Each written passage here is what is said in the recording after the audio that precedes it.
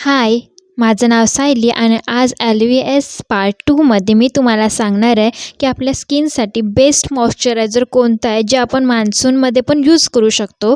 कारण आता सध्या तर मान्सून स्टार्ट झाला आहे. सर मी इथे पॉन्ड्सचं हायड्रा मिराकलचं मॉइश्चरायझर यूज करणार आहे, जे सुपर लाईट वेल जेल आहे and it's infuse with a goodness of hydraulic acid, vitamin E and glycerine त्यामध्ये आहे, जे सुपर लाईट आहे मॉइश्चरायझर आणि ॲब्झॉर्ब फास्टर करतं. माझ्याकडे असे 4 बॉक्स आहेत, पण 4ही पण रिकामी केलेत मी आणि आता माझ्याकडे 5th चालू आहे.